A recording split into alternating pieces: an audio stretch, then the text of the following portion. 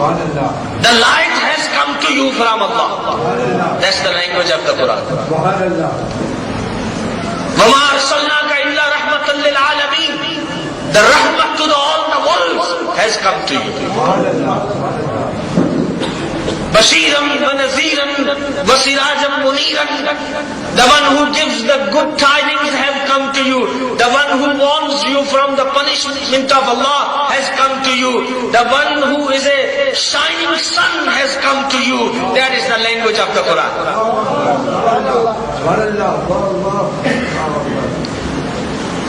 So learn the adab of Rasulullah from the Quran.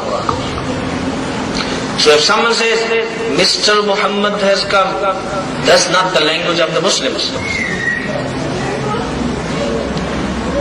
That's not the language of the Muslims. When the Muslims spoke about Rasulullah how did they come?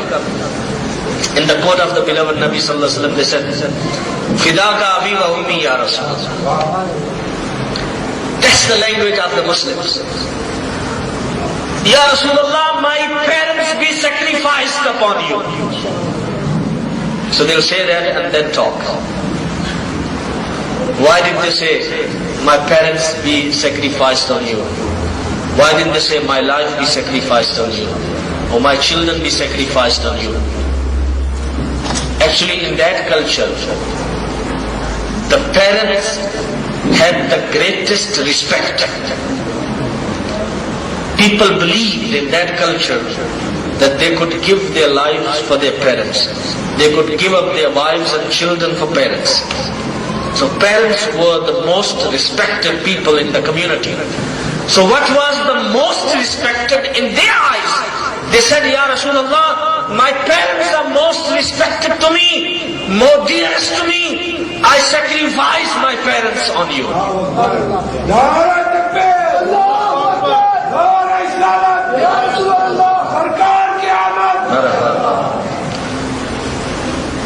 So that's the adab that Sahaba Ikram taught us and showed us. You know, when we are relatives with each other, you would not even know about it. So you're very worried about becoming a good namazi, you're very worried about becoming a haji, you're very worried about giving charities, you're very worried about being an honest businessman, you're very worried about having a beautiful character, you're very worried about speaking always the truth. It's very good. These are signs of Muslims. But have you realized the danger? And what have you done about it? Because if you do the slightest insult, even if it's indirectly, to the Nabi Sallallahu Alaihi Wasallam, all your good deeds are gone. So on the day of judgment you might be thinking, no, I've done 10 Hajj and 20 Umrahs and I've given few millions in the masjid and I've fed so many poor people and yatim and faqirs and I was always an honest person, did my business according to the Islamic law and never cheated anybody and never shorted at anyone. But you believe that Rasulullah ﷺ was an ordinary person. Believe me, all that is destroyed. All that is destroyed. I'll prove it to you. Allah subhanahu wa ta'ala says, if you raise your voice over the voice of the Nabi, your good deeds are destroyed. That's in the Quran. Who can dispute?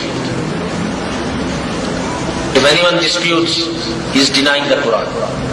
Okay, tell me, in your community, raising the voice over someone's voice is listed as a crime? You live in this country, tell me. If I speak with a louder voice with Brother Farooq, can he go lay charges against me in the police station? Can you do that? So that means it's not a crime. For every crime you can lay charges. But if I speak with a louder voice with you, you cannot charge me. So that means in the world, raising voice over someone's voice is not a crime. So in our understanding, it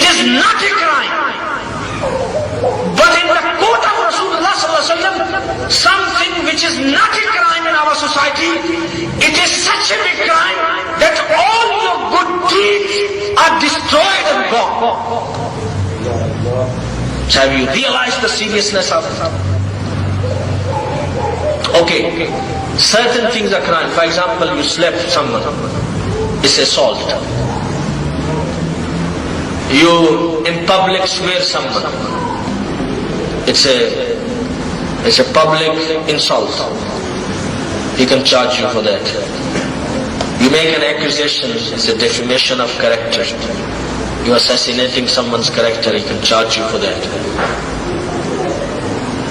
For crime there are prescribed punishments. You steal, maybe you stay 6 months. You kill, maybe you stay 25 years. Or you do fraud, maybe you stay 6 years. According to the level of crime, it's on judges' discretion that they will decide and they'll say, okay, that's your punishment. Or you pay fine and come out. Sometimes that's the punishment. Like most of the crime that we commit when we're driving, so normally we pay fine. You pay the ticket. So different crime, different payments. But when you do these payments, for example, you pay 1,000 when you come out, you spend 6 months, you come out, you recover. You work again, you earn that money. But there is no crime that can take everything that belongs to you, that you have earned, away from you, A to Z. Even if you are a murderer, your house would still stay your house. Your farms would still be your farms. You go stay in the jail, but your property is your property. But these are big crimes in our understanding. But the crime that a person commits in the court of Rasulullah ﷺ, which is not even crime in our understanding, it has such a big punishment that all the good deeds throughout your age, which you have earned, are destroyed within a second.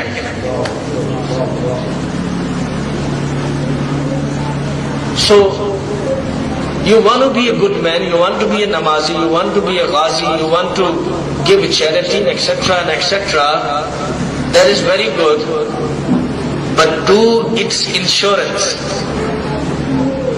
Insurance kar lo, अच्छे अमाल की insurance kar lo. Do the insurance of the good deeds. And the insurance of the good deeds is the respect of the beloved of Almighty Allah subhanahu wa ta'ala. If you have respect and you have relationship and you have His love, that is the stamp and the endorsement that your good deeds would be accepted. Otherwise, Quran says very clearly, أَن تَحْبَطَ أَعْمَالُكُمْ وَأَنْتُمْ لَا تَشْعُرُونَ, that your good deeds would be destroyed and you would not know. Because if you know, then you can maybe rectify. And if you do not know, then you will always think, no, I've done enough. But on the day of judgment, when you see that you are bankrupt, then that would be a big surprise. So rather do the right things. We do the good deeds and have a good relationship, a loveful and a respectful relationship with the beloved of Almighty Allah subhanahu wa ta'ala. And then inshallah Aziz, we'll be successful in the dunya and in the akhirah as well.